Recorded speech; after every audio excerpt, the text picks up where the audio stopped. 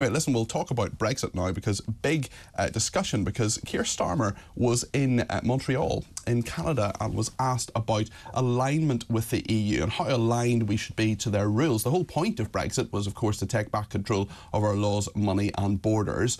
But, has that happened? A lot of people will say, a lot of people will ask that question. Also, how committed is Keir Starmer to it? He was the shadow Brexit secretary. He opposed Theresa May's deal. He also talked about a second referendum. So let's just remind ourselves what Keir Starmer actually said in Canada. Let's play that clip now. Most of the conflict with the UK being outside of the UK arises insofar as the UK wants to diverge and do different things to the rest of our EU partners. Obviously, the more we share values, the more we share a future together, the less the conflict. And actually, different ways of solving problems become available. Actually, we don't want to diverge. We don't want to lower standards. We don't want to rip up environmental standards, working standards for people at work, food standards, and all the rest of it. We don't want to diverge from European standards. Well, surely the point is to have freedom and to be able to do that. That's something that a lot of Brexiteers were talking about. I'm going to talk to one of them in a minute, Stewart Jackson. Yesterday I was presenting the breakfast show and I asked a Labour frontbencher, a man called James Murray, what he thought about this and whether Keir Starmer was happy to diverge from EU standards. This is what James Murray, the shadow financial secretary to the Treasury, this is what he told me. Well, look, obviously, we are outside of the single market, outside the customs union. We are pushing the government to sign trade deals with other countries, which is different from when we were a member of the European Union. But what the comments that you're referring to are about UK standards, and we have no interest in watering them down. But he also said he didn't want to diverge from EU standards. I'm sorry, James Murray, I'm just trying to get an answer out of you. Yes or no, are you happy to diverge from EU standards? Well, look, obviously, we're outside the European Union, we're outside the single market, outside the customs union. James, sorry, can you just give me a yes or no? But the comments that Keir Starmer made were very clearly about the UK standards and what our approach to them is, and we're not in the business of wanting to water down those standards. OK, I just don't feel I'm getting an answer on that, James, but thank you anyway. That was James Murray, who's the shadow financial secretary to the Treasury, and I just asked him, I hope politely, to give me an answer. Would he be happy or not happy to diverge from EU standards? Because that's what we can do now we're outside the EU. Let's talk to someone who was a big, strong Brexiteer, Stewart Jackson, Lord Jackson, who's a Conservative peer. Stewart, what do you make of what? First of all, you're very welcome to talkTV, and thanks for taking the time to talk to us this morning. What do you make of Keir Starmer's comments there, and the fact that James Murray, Labour frontbencher, was unable to give me a straight answer, I think, on whether they'd be happy to diverge from EU standards or not? I think, Peter, they have a problem because their natural instincts, virtually the whole front bench, is to believe that Remain was the right decision, we should have stayed in the EU, it's a catastrophic error and the British people got it wrong. But they can't say that because they have an election coming up where a significant number of Labour-leaning voters voted Leave. I think it's very simplistic to, and you touched on this, to make the calculation that just divergence means lowering of standards. It's not necessarily a race to the bottom, is it, Stewart? I mean, there's this lazy assumption that we're all going to be eating chlorinated chicken out of cans.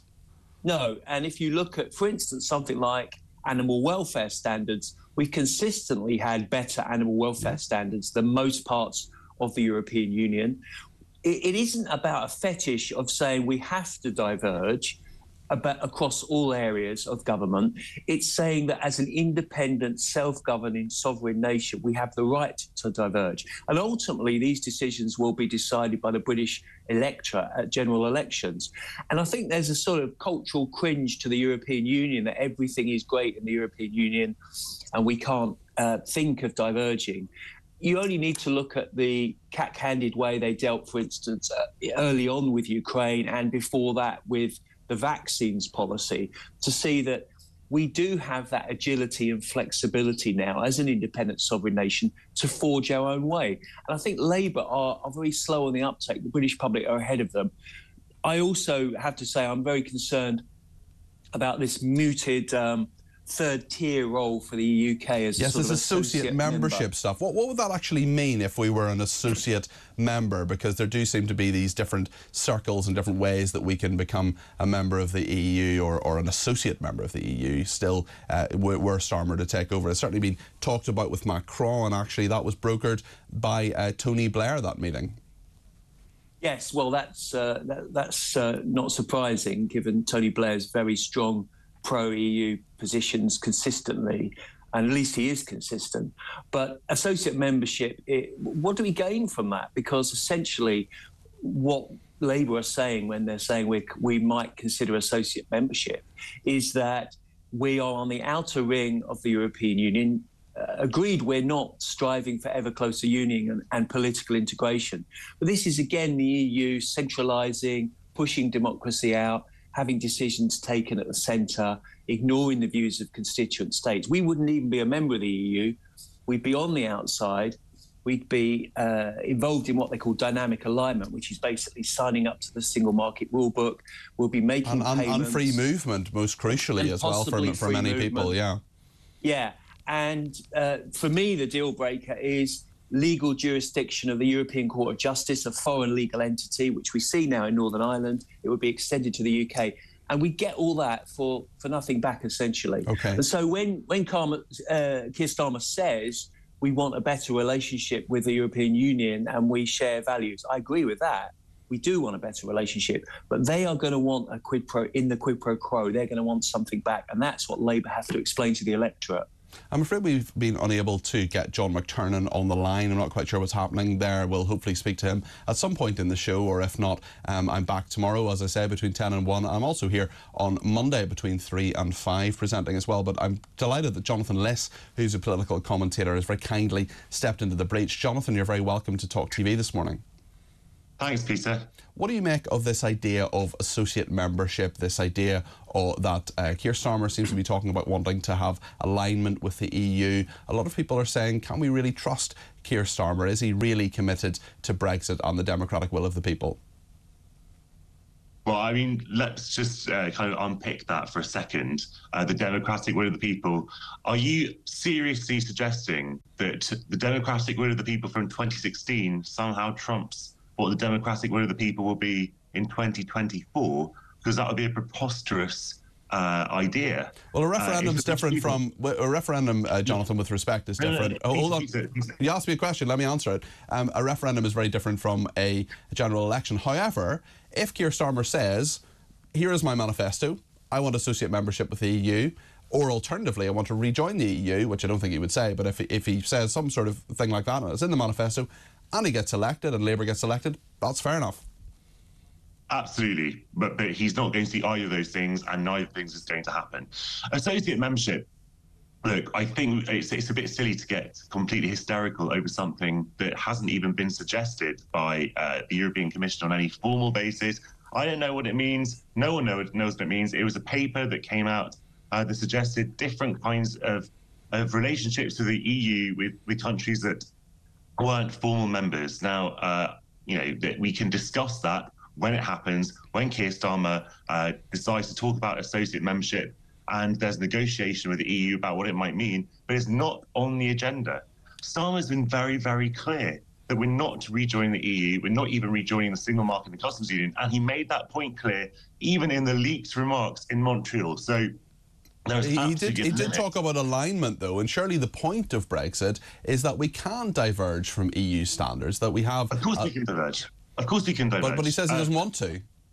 But look, sovereign decisions of the British people, of the British government, you know, are to make sovereign decisions. You know, the governments can decide to go closer, or they can decide to go further apart. We don't know what's in the Labour manifesto yet, but I can tell you one thing.